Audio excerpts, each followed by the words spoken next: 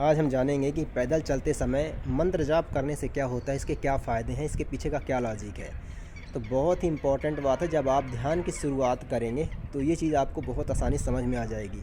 जब मेडिटेशन की शुरुआत करेंगे तो इसके लिए आपको प्रैक्टिस करना होता है अकेले होने की, अकेले बैठने की, अकेले जगह ऐसे अलोन प्लेस में आने की। जैसे मैं यहाँ पे आता हूँ, यहाँ पे तालाब है देख सकते हैं, और यहीं पर मैं जस्ट बैठकर सुबह सुबह मेडिटेशन की प्रैक्टिस करता हूँ। तो जब आप बैठेंगे, जब आप अकेले होंगे, बैठेंगे, अकेले पैदल चल रहे होंगे, कुछ भी आप जब अकेले होंगे ना, तो आप देखेंगे कि जब आप खाली कर लेंगे अपने आप को, पूर्ण रूप से काम से खाली कर लेंगे हर एक चीज़ से, तो फिर यहाँ से कहानी शुरू होती है आपके मन की।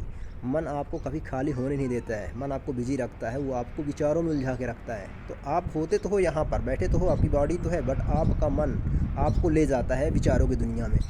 तो मंत्र जाप करने से क्या होता है कि आप जो है प्रेजेंट मोमेंट में आ जाते हो। मंत्र जाप करना, प्रेजेंट साउंड को सुनना, है ना, किसी एक चीज़ को देखना पर्टिकुलर, ये सब प्रेजेंट मोमेंट में आने की टेक्निक है। तो हम इस टेक्निक का यूज़ करते हैं प्रेजेंट मोमेंट में आने के लिए, ताकि हम ध्यान कर सकें, है ना। अगर आप प्रेजेंट मोमेंट में नहीं आएंगे तो उसके बाद आप ध्यान की शुरुआत कर ही नहीं पाएंगे, आप विचारों में उलझे रहेंगे, आप मन आपको फंसा कर ही रखेगा, भले आप बैठे रहें ध्यान के लिए कितना भी प्रयास कर लें।